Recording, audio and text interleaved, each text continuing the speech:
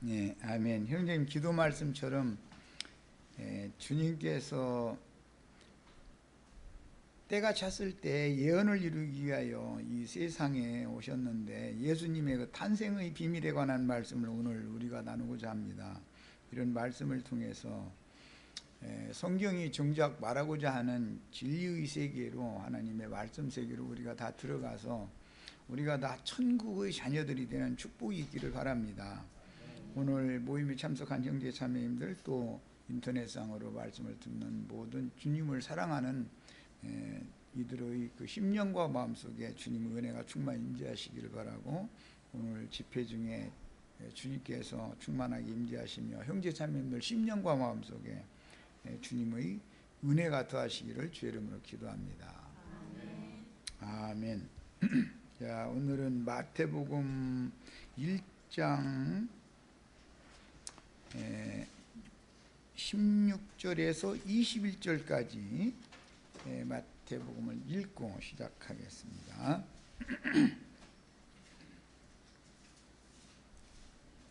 마태복음 1장 16절부터 읽습니다. 야곱은 마리아의 남편 요셉을 낳았으니 마리아에게서 그리스도라 칭하는 예수가 나시니라. 그런즉 모든 대수가 아브라함부터 다윗까지 14대요 다윗부터 바벨론으로 사로잡혀갈 때까지 14대요 바벨론으로 사로잡혀간 후부터 그리스도까지 14대더라. 예수 그리스도의 나심은 이러하니라. 그의 어머니 마리아가 요셉과 약혼하고 동거하기 전에 성령으로 잉태된 것이 나타났더니 그의 남편 요셉은 의로운 사람이라 그를 드러내지 아니하고 가만히 끊고자 하여 이 일을 생각할 때에 주의 사자가 현몽하여 이르되 다윗의 자손 요셉아, 네 아내 마리아 데려오기를 무서워하지 말라. 그에게 잉태된 자는 성령으로 된 것이라. 아들을 낳으리니 이름을 예수라 하라. 이는 그가 자기 백성을 그들의 죄에서 구원할 자이시니라 하니라. 그랬어요. 지난번에 드린 자료는 5페이지에서부터 이제 시작을 할 건데, 우선 오늘 해드린 자료 말씀을, 이것은 이제 보충 자료로 해드린 거니까, 이것은 원래 마태복음 집회 자료고 6번에 있는 자료인데 미리 앞당겨서 지금 조금 해드린 거예요. 부분적으로 이렇게 할 필요가 있겠다 싶어가지고 자, 오늘 자료 해드린 미디안 선지자 발람의 예언과 성경이 말하는, 히브리인들이 말하는 아들, 형제라는 용어의 개념, 이 두 가지를 잘 이제 정리한 다음에 오늘 나누고자 하는 말씀, 지난번에 해드린 자료 5페이지로부터 말씀을 나누도록 할 겁니다. 자, 미디안 선지자 발람의 예언이 이제 민수기에 나오죠. 그런데 그 중에 일부를 발췌했어요. 자, 같이 읽어봅니다. 예언하여 이르기를 부올의 아들 발람이 말하며 눈을 감았던 자가 말하며 하나님의 말씀을 듣는 자가 말하며 지극히 높으신 자의 지식을 아는 자, 전능자의 환상을 보는 자, 엎드려서 눈을 뜬 자가 말하기를. 지금 발람이 모압 왕 발락에게 초대를 받아가 가지고 저주를 해달라고 부탁하니까 예언하는 말이에요. 그런데 자신을 이렇게 소개를 하고 있어요. 원래는 눈을 감은 자였었고 귀도 막힌 자였었는데 여호와 하나님께서 나에게 눈도 뜨게 해주고 이제 귀도 뚫어주고 이렇게 하셔서 내가 전능자의 환상을 지금 보고 지극히 높으신 이의 지식을 듣고 보고 해서 아는 것이 있다. 그래서 그분을 앞에 내가 엎드려서 지금부터 말한다, 이렇게 말했어요. 이것은 그 개념은 이게 미디안 사람 선지자이기 때문에 이들어도 여호와 하나님만이 우주 가운데 가장 높으신 참 하나님인 줄을 내가 이제 알았다, 이렇게 고백했던 그 개념은 같은 개념을 갖고 있죠. 둘 다 지금 미디안 사람이에요. 그런데 이런 미디안 사람에게도 하나님이 어떤 계시를 보여줘 가지고 이렇게 쓰실 수가 있다는 걸 이제 우리는 암시를 받을 수가 있고. 자, 17절부터 읽어 나갑니다. 사실은 이게 저주하는 말을 해달라고 그랬는데 축복의 말을 지금 하고 있는 중이죠. 실제로 저주한 건 나중에 귀띔을 해준 것이 이제 저주가 되게 한 것이고, 그거는 그 모압 여자들의 그 우상숭배하는 신전에 이스라엘 장로들 초대해 가지고 우상의 제물을 함께 먹고 행음하게 이렇게 슬쩍 가르쳐주고 가, 그 맨 나중에 한 일이죠. 지금 하는 거는 하나님이, 여호와 하나님께서 저주 대신에 축복을 하도록 하셨기 때문에 축복하는 말을 지금 하는 거예요. 민수기를 나랑 같이 집회를 했으면은 이제 이런 말 역대기라든지 뭐 마태복음 연결할 때 훨씬 더 수월할 건데, 그런 생각이 내가 여러 번 자꾸 드는데, 그래도 중간중간에 이렇게 이제 해나가면 연결을 다 하실 수가 있죠. 자, 17절부터 봅니다. 내가 그를 보아도 이때의 일이 아니며, 여기 그를이라고 한 건 메시아를 말하는 거예요. 염두에 두는 말이에요. 이게 지금 예언이니까. 이때의 일이 아니며, 그러니까 지금 예언하지만 지금의 일이 아니고 먼 장래에 될 일이다, 지금 이제 예언을 하는 중이죠. 내가 그를 바라보아도라는 건 자신에게 눈을 뜨게 해주고 귀를 열어줘 가지고 말씀을 들려주시고 이상 환상을 보여주시고 하신 그분이 바로 메시아인데, 그를 바라보아도 가까운 일은 아니다. 그러니까 지금 예언하는 말들은 금방 될 일이 아니다, 이런 말이죠. 자, 한 별이 야곱에게서 나오며, 이 한 별은 뭐 광명한 새벽별이신 그리스도에 대한 예언이라는 것을 뭐 누구나 다 알 수 있는 말이죠. 야곱에게서 나오며 한 규라고 그랬는데, 이건 홀이라고 지난번 번역에 이렇게 돼 있죠. 홀은 지리권을 말하는 거예요. 창세기 49장에도 보면 야곱이 유다의 후손 중에 한 홀을 가진 자를 내가 나오게 해주겠다 예언했죠. 이스라엘에게서 일어나서, 야곱에게서 나오고 이스라엘에게서 일어난다. 그러니까 이 홀을 한 규라는 건 이제 왕이라는 뜻인 거예요. 만왕의 왕께서 일어난다, 그런 뜻이고, 모압을 이쪽에서 저쪽까지 쳐서 무찌른다. 이게 모압 왕이 지금 발람을 초대해 가지고 저주하라고 했는데, 오히려 이스라엘을 축복해 가면서 이스라엘에게서 한 규가 나와 가지고 모압을 다 무찔러 버릴 것이다 라고, 모압을 위해서 이스라엘을 저주해 달라 했더니 반대 말을 지금 하는 거잖아요.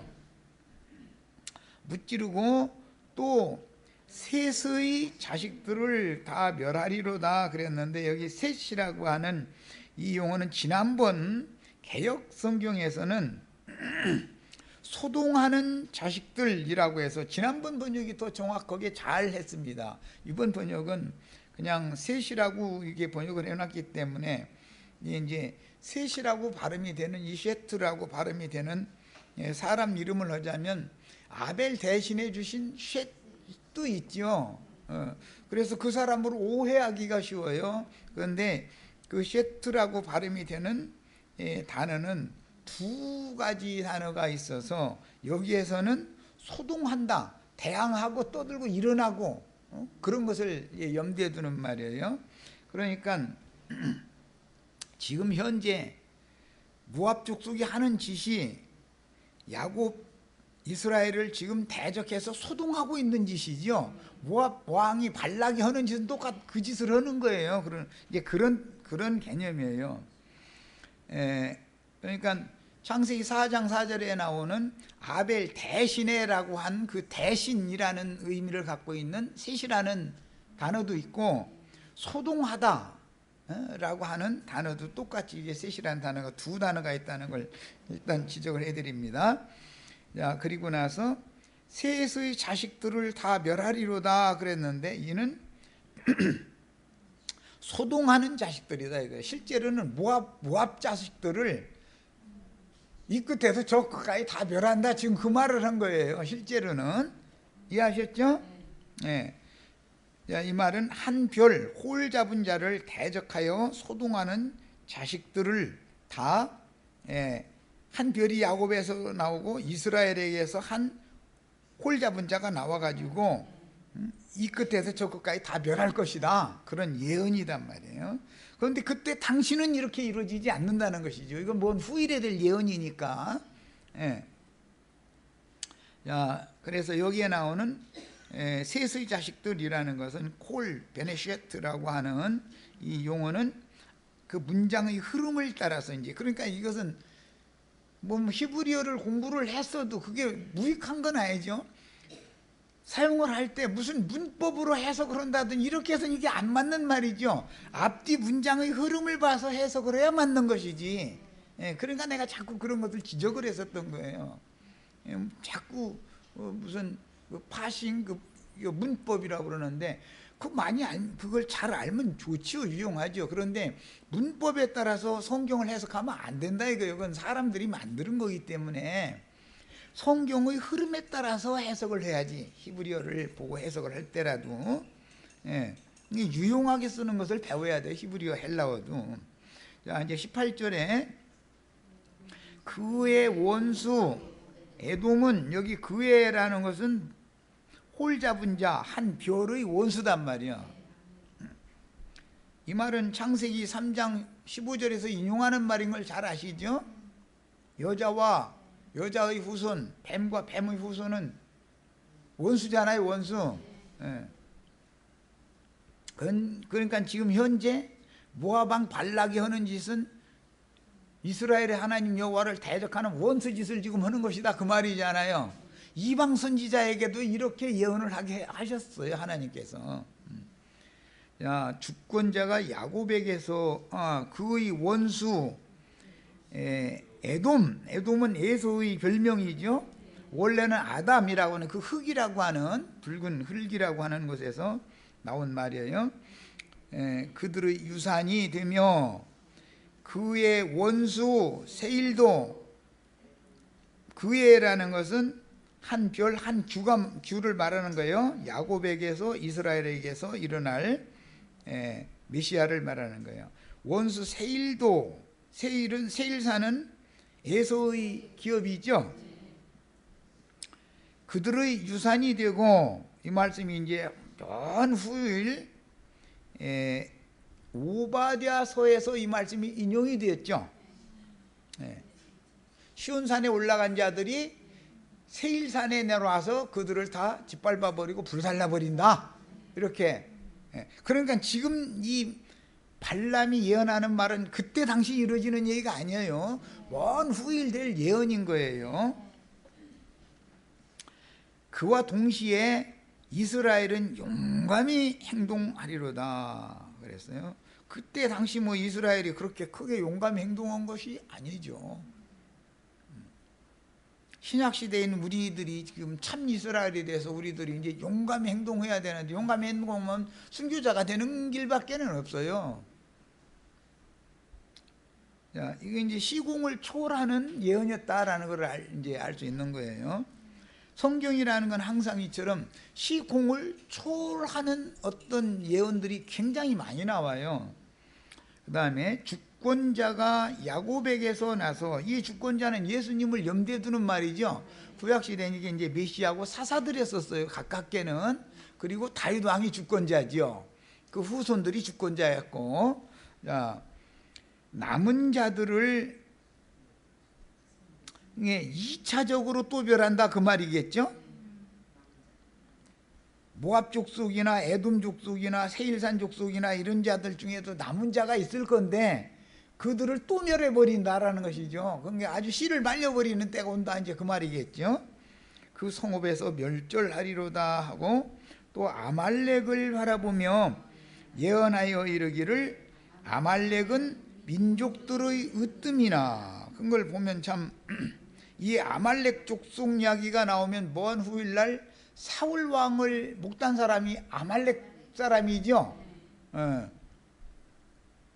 그들은 블레셋과 아말렉 쪽은 블레셋과 늘 한통속이 돼가지고 이스라엘을 대적하는 거예요. 그런데 사울은 기름 부음 받은 왕이었지만 블레셋에게 패전하고 아말렉에게 죽임을 당했고, 다윗은 블레셋을 굴복시켰고 아말렉을 다 죽여버리죠. 이제 이것이 차이예요. 이거 이제 신약의 그 영적 적용은 이미 내가 설명하지 않아도 뭔 말인지 아시겠죠? 예. 사울은 기독교계의 다친 큰 자라고 하는 교계에서 왕노릇 하는 음녀의 일곱 머리들이 일곱 왕족들이다 그랬는데, 그들이 그게 사울 왕으로 상징되었죠. 그들은 늘 블레셋 족속에게 감당을 못한다. 가나안의 맨 마지막 족속이 블레셋 족속인데 감당이 안 돼. 그들에게는 아말렉한테 오히려 죽임당해. 이게 기독교 계의 그런 계보, 가나안의 마지막 멸할 계보가 기독교계를 통해서 끝까지 살아남아서 대적을 한다는 거죠. 그 중에는 기독교계의 유명한 큰 자들이라고 하는 음녀 일곱 머리들을 목따줄 아말렉 족속이 거기에 섞여 있다가서 숨이 할딱할딱하면 가서 목 따다 다윗 왕에게 바치는 사람들이 있다는 거예요. 그 안에 섞여 있는 거죠. 자, 그리고 그의 종말은 멸망에 이르리로다. 이 아말렉의 종말은 결국은 멸망에 이른다. 역사상으로는 다윗 왕이 이 일을 이뤘죠. 다윗 왕이 이제 이렇게 아말렉을 최후로 이제 멸한 것으로 되어 있지만, 이것은 영적 적용으로 하자면 육신에 있는 자들, 큰 자들과 섞여서 한타령되어 있는 자들을 메시아와 그 메시아를 따르는 하늘 군대가 격파해서 이기는 얘기다 이거예요. 이제 계시록 19장에는 그 짐승의 군대와 용의 군대와 하나님의 군대 싸움 얘기를 지금 하는 거니까, 개인적으로는 나의 영의 생각, 성령께서 나의 영을 주장하심으로 육신의 생각을 이게 결과적으로는 멸망시켜버린다, 심판해버린다, 이제 그 말이죠. 개인적으로 적용하자면 언제나 성경은 개인 적용을 하고 단체 적용을 하고 양면 적용을 합당하게 할 줄 알아야 돼요. 자, 또 개인 족속을 바라보며, 여기 겐족속이라고 그랬는데 우리가 지금 역대기에서 겐족속 얘기 계속하고 있죠. 역대기 맨 마지막에 보면 원래 헤스론 가문 사람들이 아닌데 그게 겐족속으로 이렇게 연결해서 마무리가 되었죠. 자, 이것은 겐이라는 말은 가인이라고도 번역을 할 수가 있는 용어이기 때문에 다음 절에 21절에서는 겐이라고 했고 22절에서는 가인이라고 번역을 했어요. 자, 또 겐족속을 바라보며 예언하여 이르기를 네 거처가 견고하고 네 보금자리는 바위 위에 있도다. 원래 이 가인이 에녹성을 쌓았었죠. 그래가지고 누구도 거기를 침략하지 못하고 자기네들이 안전하게 거하려고 그걸 한 거 아니에요. 그런데 그 가인이라는 용어가 나올 때도 양면 적용이 나온다 이거예요. 한 면에서는 가인에게 맡긴 표를 합당하게 사용할 수 있는 겐족속도 있고, 가인에게 맡긴 표를 오남용해가지고 멸망의 표로, 심판의 표로 쓸 수도 있죠. 그래서 여기 이제 겐이라는 용어가 가인이라고도 바꿔 나올 때는 말하고자 하는 의도가 있다 이거예요. 자, 이제 겐족속 중에 우리가 지금 역대기 2장에서 본 사람들은 이드로도 겐족속이죠. 또 역대기 2장 맨 마지막에 나오는 그 겐족속이 그게 가나안 땅에 들어간 족속 얘기를 한 거잖아요. 그래서 누구는 똑같은 가인의 후예지만 누구는 구원을 받고 누구는 심판을 받았다. 그러니까 혈통에 따라서 셈족이니까 다 구원받는다 이렇게 우기면 안 맞는 말이지요. 지금 이것을 우리는 알아야 된다 이거예요. 예수님이 혈통적으로는 셈의 계보로 오셨지만 그것은 표상인 것이고 그 속에 있는 이런 믿음의 계보가 반드시 있기 때문에 하나님의 생각은 어떤 혈통에 따라서 어떤 혈통은 구원하고 어떤 혈통은 심판하고 이렇게 하는 것은 아니다라는 거예요. 말씀에 의하면 반드시 멸하겠다고 하신 혈통인데도 그 중에 누군가는 하나는 살아남아 가지고서 종자를 퍼뜨리죠. 이렇게 씨를 퍼뜨려 가지고 생육 번성을 다시 하고 이렇게. 하나님은 부활이요 생명이신 하나님이다. 이건 뭘로나 알 수 있느냐? 믿음의 법으로나 이건 알 수 있는 것이다. 믿음의 눈으로 계시를 받아야 알 수 있는 문제다. 자, 이제 22절. 그러나 가인이 쇠악하리니 나중에는 아수르의 포로가 되리로다 하고, 이것은 똑같은 가인이라고 번역될 수 있는 사람 이름이 두 이름이 나와가지고 누구는 구원을 받고 누구는 지금 심판받을 얘기를 하는 거예요. 또 예언하여 이르기를 슬프다 하나님이 이 일을 행하시리니 그때 살 자가 누구랴. 똑같은 가인의 후예지만 누구는 가인에게 맡긴 구원의 표를 잘 사용하면 구원에 들어가고, 구원의 표를 가지고서 오남용을 해버리면은 살 자가 없다는 거지요. 심판을 받아버린다는 거예요. 그럼 구원의 표라는 건 그리스도의 인인데, 성령의 인인 건데, 그리스도의 말씀인 건데, 말씀 가지고 누구는 구원받고 누구는 심판받는다, 지금 그 말이죠. 네. 23절 또 예언하여 이르기를 슬프다 하나님이 이 일을 행하시리니 그때 살 자가 누구이랴. 24절 기띔, 이제 기띔이라는 용어가 나오면 이것은 야벳의 그 후예들이죠. 창세기 10장에서 나오는 이름이니까 야벳의 후손 야완의 야벳 족속 중에 셈, 함, 야벳인데 노아의 세 아들 야벳 족속이 있죠. 야벳 족속은 유럽 족속이잖아요. 자, 이제 오늘날로 말하면 백인족들이죠. 이들이 야벳 족. 그 기띔 하면은 야벳 족속 야완의 후손이고, 이 사람들은 지중해 연안에 자리 잡은 헬라와 라틴, 오늘날의 그리스에서부터 저쪽 이탈리아, 그런 민족이다 이거예요. 그래서 기띔 해변에서 배들이 와서, 그들은 이제 해양 민족이라는 걸 알 수가 있죠.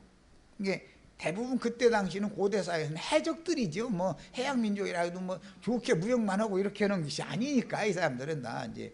그래가지고 그 서양 만화 이런 거 보면 아이들 보는 그 만화 애꾸는 해가지고 이렇게 해적들 많이 나오죠. 그게 다 기띔족이다. 기띔족. 그들은 사상이 그러니까 만화를 그려도 꼭 그렇게 그려놓는다니까. 외눈박이 꼭 한쪽 눈으로만 보더만 그 사람은 아주.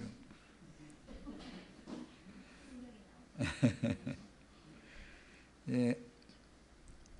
그 해변에서 기띔 해변에서 배들이 와서 아수르를 학대하며, 그러니까 야벳 족속들이 지중해를 건너와서 이 아시아 쪽에 있는 거기를 침략할 것이다. 지금 이제 그런 예언이죠. 학대하며 에벨을 괴롭힐 것이냐. 이 에벨은 셈족 중에 그 에벨 때 뭐 벨렉이 나오고 그 땅이 나누었고 뭐 언어가 나누었고 뭐 이제 여기 나오는 그 에벨이죠. 에벨을, 그러니까 에벨족은 셈족이고 기띔족은 야벳족이에요. 그런데 야벳족이 배 타고 이제 아시아 쪽에 있는 그 셈족을 쳐들어와서 괴롭힐 거다, 이제 그 말이죠. 예언이죠. 그런데 그 짓을 해놓고 나서 기띔 이 야벳 족속은 망한다는 거예요. 괴롭힐 것이나 그도 망하리라 하고 발람이 일어나서 자기 곳으로 돌아가고 발락도 자기 길로 갔더라 그랬어요. 야벳 족속이 이제 실제로 역사상에 망하려면 교회 시대에는 야베 족속이 흥왕하게 돼 있고, 교회 시대에는 천년왕국 시대에는 야베 족속은 이제 망하는 거죠. 이 예언이 최종적으로 이제, 왜냐하면 셈족인 그 이스라엘 12지파가 다시 회복이 돼야 되니까.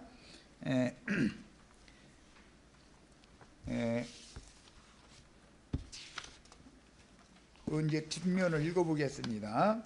헤스론의 혈손은, 이제 헤스론은 베레스의 아들이죠. 예수님 족보에 나오는 사람이 헤스론이잖아요. 역대기 2장에 제일 중심되는 인물이 헤스론이잖아요. 유다, 베레스, 헤스론, 람, 암미나답, 나손, 이렇게 흘러가죠.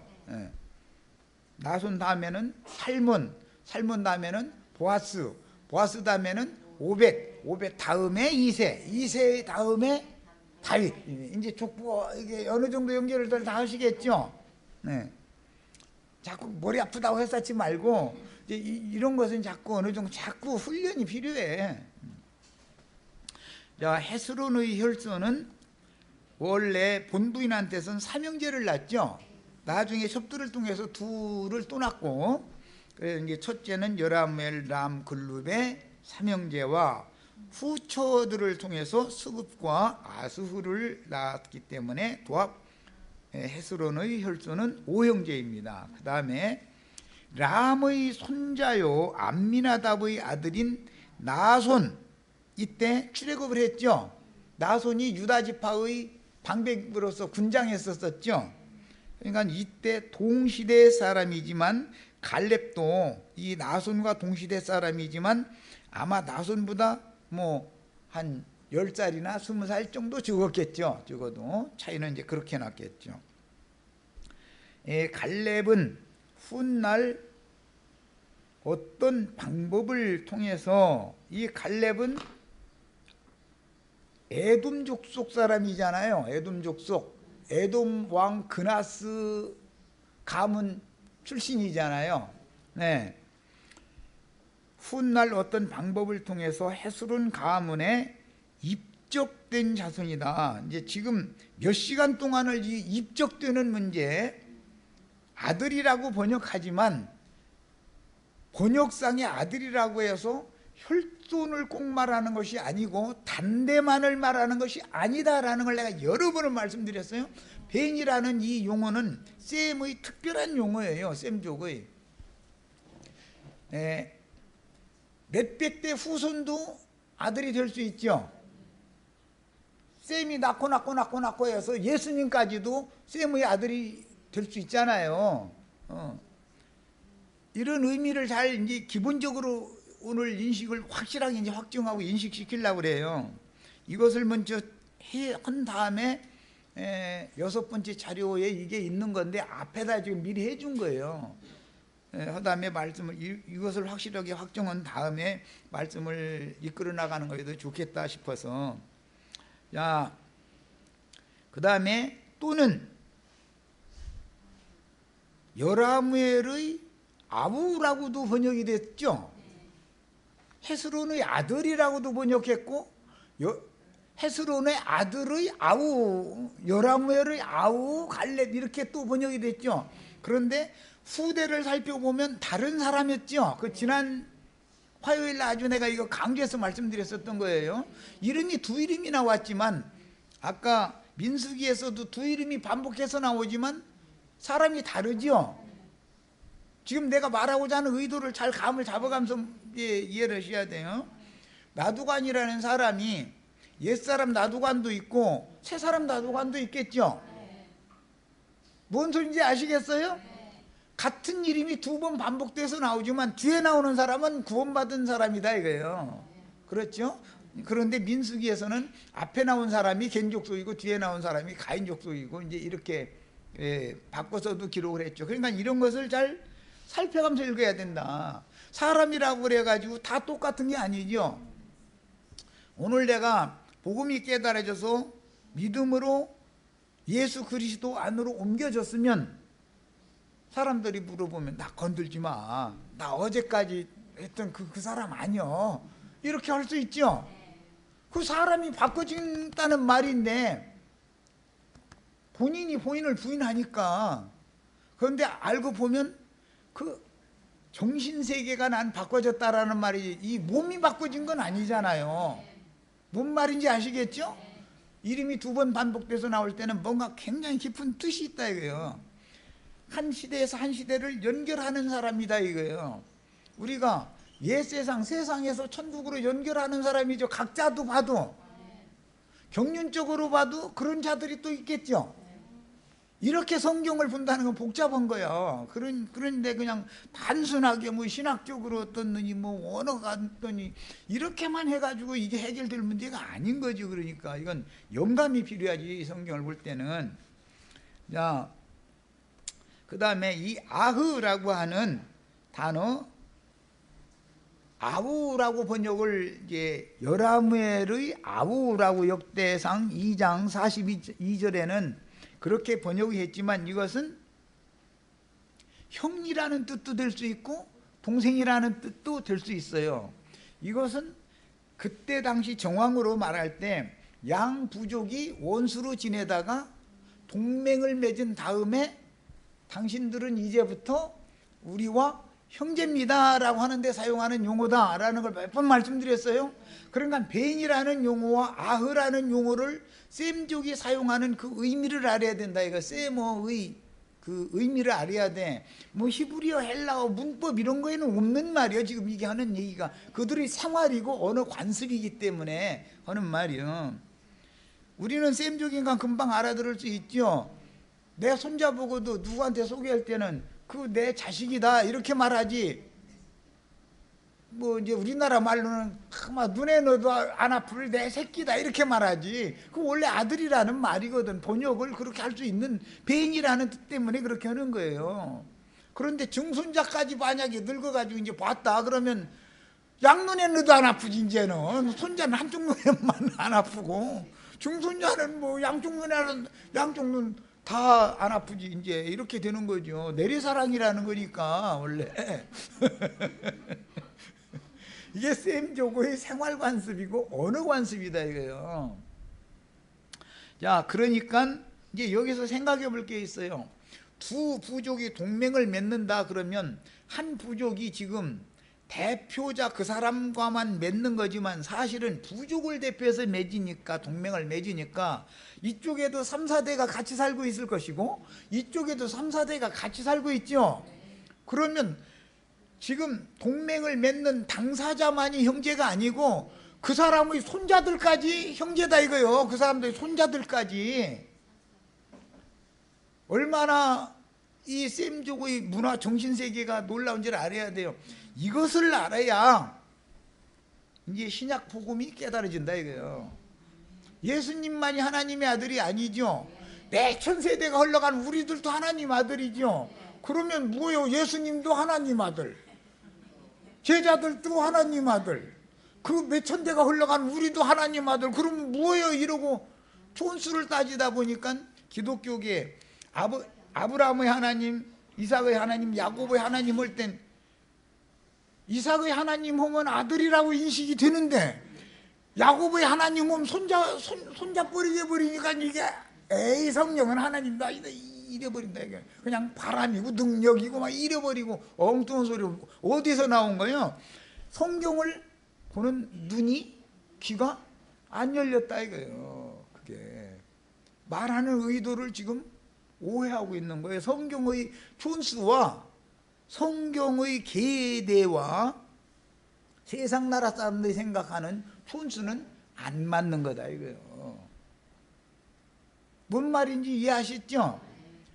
예수님이 하나님 아들이죠. 그런데 맏아들이라고 그랬지. 그럼 밑에 쭉 오면 맏아들이 동생들이니까 이제 그럼 똑같이 하나님 아들들이잖아. 다만 동생들이라는 뜻이지. 그런 개념으로 여무라엘의 아우갈렙 이렇게 한 말인 것인데 이것을 혈돈의 무슨 동생이라고 이렇게 오해를 하면 큰일 난다 이거예요. 그래서 내가 헤스론의 아들 여라무엘의 아우라는 용어와 헤스론의 아들 갈렙 18절에 갈렙이라는 이 용어가, 갈렙이라는 단어는 똑같지만 후손을 보면 다른 사람이지 않냐라는 걸 지난 화요일날 강조해 놓은 거예요. 오늘 이 말을 해야 되기 때문에. 야, 그러면 이제 자료해드린 말씀을 읽어보겠습니다. 히브리인들이 말하는 아들, 형제라는 용어의 개념을 알아야 된다. 그래야 예수님의 족보, 예수님의 나심을 이해가 되는 거예요. 그렇지 않고 나서 예수의 나심은 이러하니라 해가지고 뭐 막 2000년 전에 뭐 저기 독생자 예수님이 뭐 마리아를 통해서 태어났다, 뭐 이사야 7장 4절 봐라, 뭐 처녀가 잉태하여 아들을 낳으리라라고 예언했지 않냐, 그런 얘기만 백날 해도 믿어져요, 안 믿어져요? 처녀가 아들 낳았다고 그러면 미쳤어 이러지, 그게 인정이 돼요? 처녀가 아들 낳았다는데 맑은 정신이면 누가 그걸 믿냐고. 오늘 읽은 말씀에 요셉도 그런 생각을 했는데, 요셉은 교양 있는 사람이니까 자기하고 약혼했던 사랑하고 지내고 뽀뽀 정도는 했을 거 아니야. 이제 뭐 몇 년 지나면서 막 했으니까 약혼년 뽀뽀 정도 했겠지. 예, 그랬는데 아니 자기하고 잔 적은 없는데 배가 불러오니까 자기 사랑하는 사람 상처 주고 헤어지기는 싫으니까 조용히 끝내려고 했다는 거 아니야. 굉장한 사람이죠 그 요셉이. 알고 보면 나 같으면 그렇게 하냐. 너 가자 말이야 하고서 저 집에 딱 가가지고 인연이 말이야, 도대체 이게 지금 어떻게 된 일이니, 나 이게 이해가 안 된다, 나 이래버리고 파혼합시다 하고 장인 앞에 난 그래버려. 나 같으면. 그런데 요셉은 그렇게 않고 조용히 끝내려고 했다는 거예요. 참 준 사람이지. 생각해보면은 이해가 안 되잖아요. 그게 처녀가 애뱉다고 하면 누가 이해를 하냐고 그걸. 그런데 그 말이 믿어지려면 오늘 나누는 이 말씀을 깨달아야 믿어진다 이거예요. 처녀가 어떻게 애 낳냐 이러고 따지면 벤이라는 용어와 아흐라는 용어를 셈족들이 사용하는 그들의 문화와 어법을 알아야 된다 이거예요. 얼마나 중요한 시간인지 몰라요 이 시간은. 히브리인들은 항상 단대의 부자 관계가 아니고 먼 후손이라도 아들이라고 호칭을 하는데, 이 용어는 벤이라는 용어를 때문에 그러는 거예요. 호칭하는데 자손이라고 번역이 되는, 아들이라고도 대부분 많이 번역이 됐죠. 그런데 대부분 또 다른 데서는 똑같은 단어가 자손 혹은 후손, 후대 이렇게도 번역을 해놨어요. 그런데 똑같은 단어예요 이게. 자손이라는 용어인 히브리어 벤으로 표기하고 성경에는 셈족의 특별한 생활 관습과 언어 관습에 따르기 때문이며 동족을 형제 아흐라고 부르므로 신약 성경에서 하나님의 아들 혹은 하나님의 아들들이라는 용어나 맏아들이 되신 그리스도의 형제들에 대하여 셈족의 문화와 언어 관습을 알아야 되는 거다 이거예요. 누가 내 형제요 자매요 모친이냐 이 말을 이해를 하려면, 우리들은 형제교회죠. 기독교계는 뭐라고 하나 성직자와 평신도 교회고 사제개혁계고 거기 종교 조직체고 우리는 형제들의 교회잖아요. 그럼 이 말이 이해가 되려면 셈족의 생활관습과 언어관습을 알아야 되는 얘기다 이 말이야. 이걸 몰라가지고서는 설명할 수가 없어요. 내 아들이 여기 와서 같이 말씀 듣고 같이 나랑 같이 교회 생활하고 손자도 여기 와서 교회 생활을 같이 해. 그래도 우리는 다 형제들이죠. 하나님의 아들들이죠. 그러면 저 세상 사고를 가진 사람들이 오면 그 완전히 줄 수도 없는 아주 불상놈들이더만 이럴 거 아니냐 이거요. 그러면 그 사람들이 성경의 영감을 계시를 받은 사람이요 모르는 사람이요 거듭난 사람이 아니기 때문에 그렇다 이거요. 육신의 생각으로 해서는 안 맞는 말이니까. 이게 지금 그냥 물과 성령으로 거듭나서 뭐 이렇게만 해서 될 일이 아니다 이거요. 천국 자녀가 되려면, 천국의 자녀가 되려면 오늘 이 시간에 나누는 이 말을 하기 위해서 지금 내가 몇 시간을, 지금 20몇 시간을 미리 앞에 이렇게 쭉 깔아놓은 거예요. 이거를 모르고는 교회가 뭔지를 모른다, 천국이 뭔지를 모른다 이거. 아직 왜 우리가 하나님의 아들이고 하나님의 아들들 다 형제라고 부르는지 이걸 어떻게 설명할 거예요? 존수가 다른데, 대수가 다르고. 자, 이제 증거를 지금부터 되는데, 역대상 2장 42절에 여라무엘의 아우라고 한 건 지난 시간에, 지난 화요일날 내가 이거 강조했었어요. 18절에 헤스론의 아들이라고 하는 갈렙이라는 두 이름이 나왔는데, 족보를 따져보니까, 후손을 보니까 다른 사람이죠. 네. 이 본문에서 여라무엘의 아우라는 표기는 히브리어로 아흐라는 단어로서, 이것은 원수로 지내던 타 부족과 동맹을 맺을 때 형제라고 부르는 그런 셈족의 언어 관습에서 오는 문화와 언어 관습에서 오는 용어로서, 한 부족이, 어떤 부족이 어느 시대에 어느 세대에 산다 하면 적어도 3, 4대가 함께 살게 마련이지 단대만 사는 건 아니다 이거예요. 동맹을 실제 맺는 건 대표자 그 부족의 족장끼리, 추장끼리 이걸 맺지만 사실은 자기 부족의 대표로 하는 일인 것이지 두 사람만 지금 동맹 맺는 건 아니잖아요. 동맹을 맺으려면 반드시 아들을 이쪽으로 주고 딸을 저쪽으로 주고 이것이 피를 섞어야만 동맹이 되는 거예요. 그러면 주도적인 역할을 하는 머리가 되는 추장만의 얘기가 아니고 그 후대들도 같이 포함되는 말이구나라는 걸 알 수 있죠. 이렇단 말이야. 벤이라는 용어나 아흐라는 이 용어는 굉장히 비밀스러운 용어인 거예요. 이것은 히브리어 헬라어 사전 찾아봐서 되고 문법으로 되고 이런 문제가 아니다 이거예요. 셈족의 문화를 알아야 되고 그들이 언어 관습을 알아야 된다 이거. 말이라는 것은 문화니까. 이건 제일 대표적인 것은 사람들이 손자, 우리 자매님들 다 손자 보면 아이고 내 새끼. 그래서 실제 자기 새끼는 아들이지 뭐 손자가 자기 새끼야. 한층 건넜지. 그런데 자기 아들 기를 때보다 더 귀엽고 사랑스럽죠. 셈족은 그런 문화를 가지고 있다 이거예요.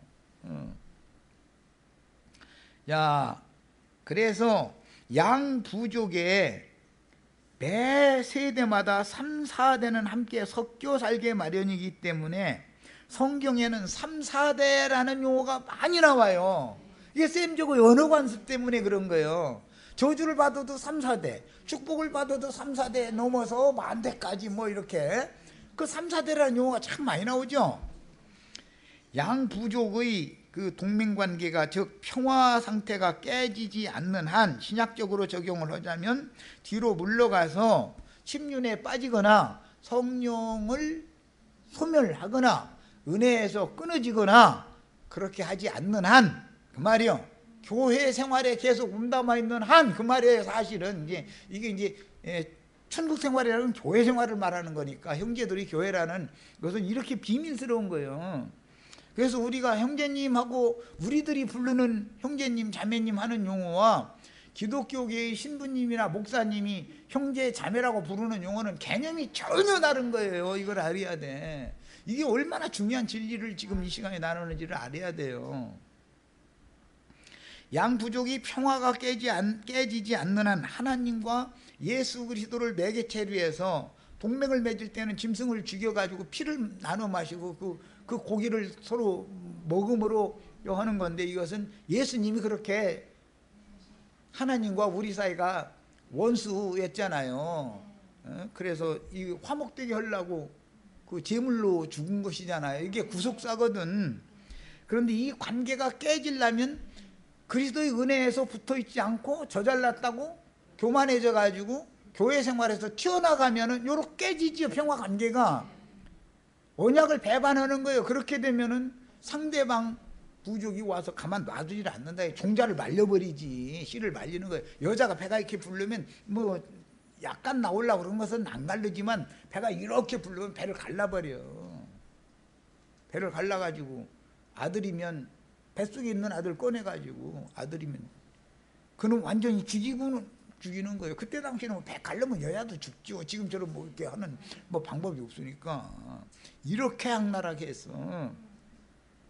자, 이제 중요한 구절 이제 또 읽습니다. 역대상 4장 1절에 역대상 4장 1절 자신의 성경책으로 찾아서 읽겠습니다. 이게 엊그제 일요일 날 마침 우리 그냥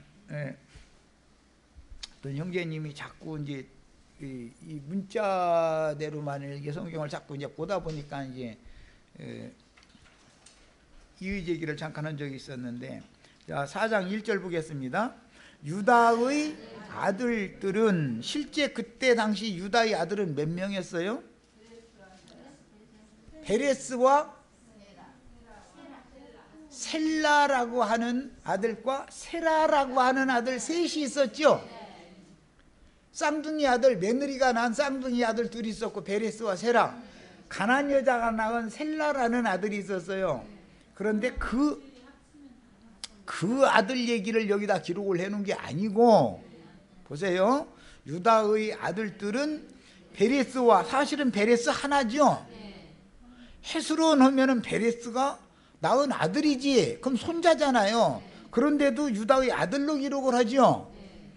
그 다음에 갈미와 이제 이렇게 나가가지고, 이 갈미는 증손자요, 손자도 아니고. 훌의 할아버지가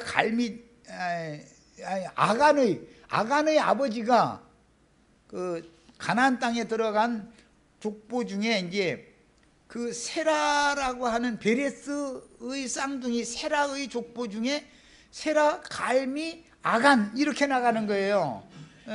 그런데 그 아간의 아버지가 유다의 아들로 딱 기록이 됐잖아요. 자, 그러면 지금 말하고자 하는 의도는 단대의 혈손을 말하는 게 아니다라는 말이죠. 이와 같이 배인이라는 용어를 사용할 때, 아우 형제라는 용어를 사용할 때도 그렇고 배인이라는 용어를 사용할 때 히브리인들은 적어도 3, 4대 그 이후까지도 아들이라고 번역한다. 아들이라고 부른다 이거예요. 자식이라, 자손이라고 부른다 이거예요. 내 자식, 뭐 누가 남한테 소개할 때는 손자보고도 제 자손입니다 라고 하는 것보다도 제 자식입니다 이렇게 소개를 우리나라 말 현대어로 하자면 그렇게 말하죠. 이렇게 성경이라는 건 이렇게 기록을 하는 것이다. 그래서 이런 이치를 모르고 신약 성경에 예수의 나심은 이러하니라 해놓고 이제 발람의 교훈과 니골라 당의 교훈에 따르는 율법 제도의 종교 체제에서 하나님의 생명을 얻은 생명의 족보, 권속의 족보로 넘어오는 얘기를 이해를 하려면 구약 성경에 나오는 족보 이야기 중에 벤이라는 용어를 어떻게 사용하고 아흐라는 용어를 어떻게 사용하는지를 우선 알아야 된다 이거예요. 이것을 몰라가지고서는 내가 지금 마태복음 계속 빨리빨리 해나가고 싶어도 나중에 가면 설명이 안 되기 때문에 어떻게 설명할 거예요? 예수님도 하나님 아들, 제자들도 하나님 아들, 그 후손 대대로 다 하나님 아들, 우리도 하나님 아들이면 우리는 몇천 몇만 대의 손자다 이렇게 말을 해야 맞지. 그렇잖아요. 그런데 성경에는 다 아들이라 부른다 이거예요. 시공을 초월해버린다 이거예요. 다 시공을 초월해서 형제라고 불러버린다 이거예요. 뭔 말인지 아셨어요? 이것이 이해되어져야만 종교 생활을 하지 않고 종교 생활을 하지 않고 교회 생활을 할 수 있다 이거예요. 교회가 바로 천국이라는 것을, 교회 안에 들어오면 천국에 들어온 것이다 이거예요. 이걸 말하는 것이 마태복음의 핵심이기 때문에 이게 얼마나 중요한 것을 지금 말하는 거예요. 이걸 먼저 한 다음에 이제 그 지난번 해드린 자료를 하려고 그래요. 원래는 그 자료 한 다음에 이게 6번 자료에 다음 주쯤 나오는 거기에 있는 건데 미리 이것을 이해를 시킨 다음에 하는 게 좋겠다 싶어서 미리 좀 앞당겨다 갖다 미리 좀 이렇게 해준 거예요. 자, 읽고 마치겠습니다. 본문에서 유다의 아들들이라는 용어 역시 자손, 즉 자자손손. 자손이라는 말은 자자손손이라는 말이죠. 단대를 말하는 게 아니죠. 자손이라는 뜻이므로 단대의 직계 아들이라는 뜻이 아닌데, 유다는 가나안 여자가 낳아준 셀라와 자부 다말에게서 나온 베레스와 세라가 직계 아들이지, 베레스가 낳은 헤스론, 헤스론이 낳은 글루베라는 사람이 앞에 18절에 나왔었죠. 그 사람일 가능이 많다, 이렇게 지난번에 했어요. 확정은 할 수 없지만 갈렙의 후손인 훌이 우리를 낳고 우리가 부살레를 낳았죠. 그쪽 계보와 여라무엘의 아우 갈렙의 계보는 다르죠.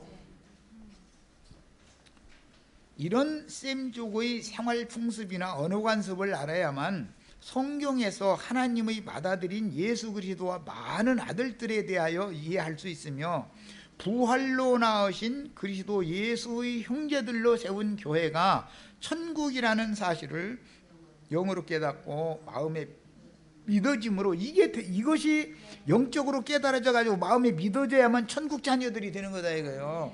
이것이 안 깨달아지면 음부의 권세가 해치게 돼 있어. 그 생각을 엉뚱한 데로 끌어가게 돼 있잖아요. 천국의 권세가 해치지 못하려면 이걸 깨달아야 돼. 제일 중요한 것은 예수님이 2번 나셔야만 되는 거예요. 예수의 나심은 이러하니라 이래가지고 육신으로 오신 예수 족보 얘기만 맨날 해도 소용없다 이거예요. 셈족의 언어 관습이나 생활 풍속을 몰라가지고서 육신으로 혈통으로 오신 예수에 대해서 백날 얘기하면 뭐래? 안 믿어지는 얘기인데, 처녀가 잉태하여 예수를 낳았다는데, 그래가지고 요셉도 그게 요셉은 그렇게 믿어졌으니까 그랬죠. 이거 내가 그렇게 사랑한다고 어제까지 뽀뽀하고 헤어지더니 애배서 속으로는 정말 괘씸해서 못 살겠네고 이제 잠 못 자죠. 그러다가도 아이고 내가 그렇게 사랑했으니 내가 양보하지 하고 그렇게 조용히 끝내야 되겠다 그랬다는 거 아니에요. 굉장한 의인이죠 요셉이. 그 정도면 나는 열불 터져서 저 손잡고 처갓집 간다니까 가가지고 장모님한테 이게 어떻게 된 일이냐고 이러고 저 사진 약혼 사진 신고했으면 반 가위로 딱 잘라가지고 딱 던지고 나 가겠다고, 내가 지금 금반지 도로 내놓으라고 막 난 이래버려. 난 약혼 반지 내놓으라고 이러고 그럴 거 아니요. 그게 마태복음 1장 해석이 그게 그냥 간단하게 될 수 있는 문제가 아닌 걸 아시겠죠 이제.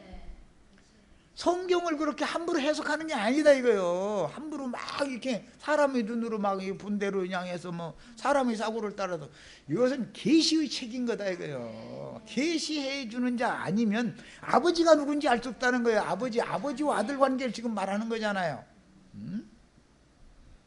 인자 예수의 대속으로 인해 하나님과 화목한 관계가 된 모든 성도들은 대대로 하나님의 아들들이고 그리고 예수 형제들이 될 수 있는 비밀을 뭘로 깨달아요? 영감으로 깨달아서 이게 마음에 믿어져야만 천국을 상속할 수 있는 하나님의 권속이 되는 것이므로 믿음으로 말미암는 천국 자녀들이다 그러려면, 오늘 지금까지 쭉 마태복음 시작해서 오늘 이제 결론 얘기를 사실을 미리 한 건데, 이 말이 하고 이게 영으로 깨달아져서 마음에 믿어져야만 마태복음을 더 끌어나갈 수가 있는 거예요. 지금 셈족의 이런 생활 관습과 언어 관습을 모르면 당연히 특징이 뭐냐? 성직자와 평신도라는 율법 제도의 계급적인 종교 체제 생활을 실행할 수밖에 없다.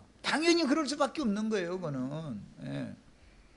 그러나 부활하신 예수님의 형제 자매들인 하나님의 권속들로 세우는 천국에 들어갈 수는 없다. 천국 거룩한 성 예루살렘 에서도 다 성령께서 나온 영들로, 이기는 자들이 그 성에 들어갈 권세를 받아서 영들이 그 하나님의 아들들의 기업인 것이고, 시온산에서는 14만 4천이 신부성이 되는 얘기를 하는 것이니까 이게 무슨 말인지 이제 이해할 수 있겠죠. 이렇게 성경의 족보 이야기라는 건 간단한 게 아니다 이거요. 그 사람들은 안 너무 마태복음 1장 하는데 말이요. 1장에서 17절까지 1절에서 17절까지 하는데 이렇게 20몇 시간씩 막 이러느냐고 한번 오해할 사람들도 많이 있을 거예요. 그런데 오해는 허거나 말거나 상관없이 어쨌든 우리는 영으로 깨달아야 된다. 말씀은 이게 전부 영의 말씀이다 이거예요. 이 문자적인 역사적인 사실을 기록한 문자적인 말씀 속에는 영의 세계가 지금 포함되어 있는 것이다 이거예요. 이게 믿음의 족보가 혈통 족보 속에 포함되어 있다 이런 말이에요. 그래서 그렇지 않으면 바깥 어두운 데 쫓겨난다 그러는데 그게 무슨 말이요?